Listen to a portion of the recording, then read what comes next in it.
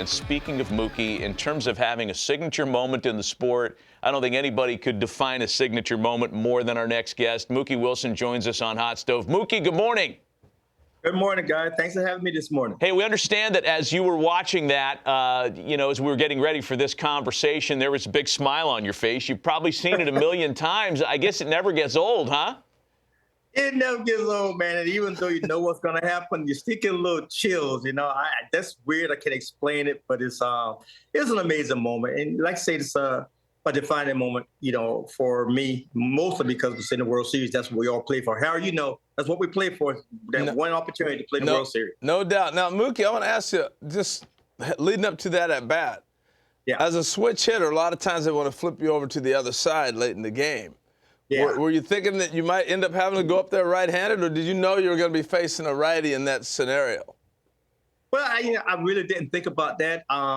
Their bullpen was right-handed, so I'm thinking I'm going to be facing a righty the whole time. I don't think they had a lefty down there that was ready to come in. And even if they're so, right-handed was my natural side. So that really wasn't the problem. What were you trying to do with that ball? I know you weren't trying to hit it down the line and roll over on that thing. No, I did exactly what I was trying to do with it. I was trying to hit it right there. Come on. No. Hey, while you talk about that, we're going to roll pitch by pitch in this AB as you go through the at-bat. They bring in the righty. Here comes Bob Stanley. Well, Stanley's coming in. I faced Stanley before. So good swing, first swing. Yeah, I knew he was going to try to stay away, maybe down with that little whatever that's called, that thing he throws. I don't know what it is. But the last pitch I was expecting was anything inside. The absolute last pitch. Even that pitch there right there, that pitch was as close as it looked. I think it looked more close than it was because I was actually cheating outside, to be honest with you, looking away, and the ball came inside. Now that pitch, that ball, that's just a pitch right where left-handers love it, man. And I really had a good pitch to hit. And I didn't do a whole lot with it, but it was a good hit. I'll take it. Oh, I'd take it too all day long. Hey, I've heard legend talk about this. It's been legendary that you and Bill Buckner did signings together, got to talk about that play quite a bit. Take us into what you and Bill talked about. Was it that'd be unusual. So tell us a little bit about it. Well, first of all, after '86, I hadn't spoken to Bill for 3 years. I had no cordial, relationship with him. I played AAA ball with his brother, which was Jimmy, and that's why I introduced myself to Bill. But after '86, I didn't speak to Bill until '89. Of course, I got traded to Toronto, and he ended up in Kansas City somehow. I don't know how he got there. And one day we were in Kansas City, and Harold, the batting cages were down the left field line, at the ballpark. And so I'm stretching the outfield, and I see Bill walking across the field. Last thing I wanted to do was say anything to Bill. Okay, so he had gone through enough. That's the last thing I wanted. So I did everything I could to run in the center field as long as I could before I come to the line. And Bill got delayed for some reason coming across the field. So I ended up back on the line stretching, doing my normal stretching stuff. And here comes Bill walking across the field. And I'm saying to myself, man, I don't want to talk to this guy, man. I really don't want to say anything to this guy. But he comes over, has the bat in his hand. Okay, now you know what's going through my mind. So he stands over me with his bat in his hand. He says, hey, Mookie, you want to hit me some ground balls? And everybody fell out just laughing. And it was the funniest thing ever. And I'm like shocked. This is all this man can say to me after what he's gone through. And that was the beginning, man. He broke the ice. And from that day, we became just like the best of friends. I mean, he would call me midnight sometime. We would just talk about things. And he was very involved in the church. He would call back for Bible scriptures and stuff of that nature, just to talk to some youth and stuff. We became very, very close. I spent more time with Bill over those years than I did with my teammates. Wow. We were that close. Yeah. Wow. That's amazing. And, of course, Mookie, we're showing not only Game 6 of the '86 World Series tomorrow on MLB Network. We're showing Game 6 of the NLCS when you guys outlasted the Astros this afternoon. That game's running on the network. That was a 5-hour game where you guys just outslugged the Astros. What are your memories of that one? heartache, man. That's the game where you're winning, you're losing, you're winning, then you're losing. And it got to a point where I just wanted someone to win it so we could start fresh next day because I had enough.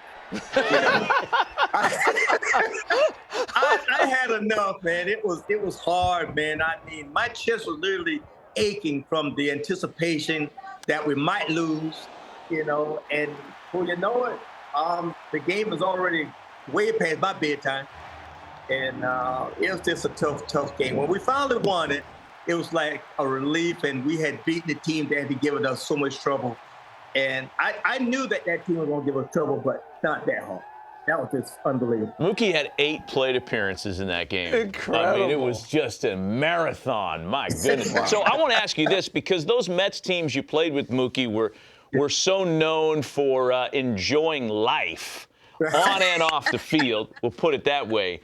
Okay. The celebration after Game 6 of the LCS that got you into the World Series, was that bigger than when you scored that game-winning run to get to a Game 7? Because I would imagine after Game 6 of the World Series, it was a muted celebration. You knew you had to go back out there the next day. Which one of those two celebrations stands out for you? It's the NLCS against Houston was the absolute best. That was the most exciting, intense game I've ever been in my life because so many different things happened and it could have gone either way. Unlike the game with Boston, we were losing that game. So, just about the whole time. But against Houston, man, we had so much that we didn't want to do. And that was, it was the anticipation of the game to follow, which was facing Mike Scott. And we were in the think tank. A lot of guys already thinking about Mike Scott and this stuff, the balls and this, that, and the other. We weren't in a good spot psychologically. We just weren't in a good spot. So we needed to win that ball game. So it was a big difference. So the game against Houston was by far, to me, the best game we've been in all year. That's a great point, because the exhale was not only are you going to the World Series, but you avoided a Game 7 when you'd have to face Scott. That's good stuff, man. That's really good. And Mookie, you had such a great career, and you were always that trailblazer for guys like myself that were coming after you. So I thank you for that. And I say all that. Matt was talking about we live in this area up here where there's a lot of Met fans, and they still see your jersey quite a bit. So when did you start noticing that you were becoming a household name in the Mets community, so to speak?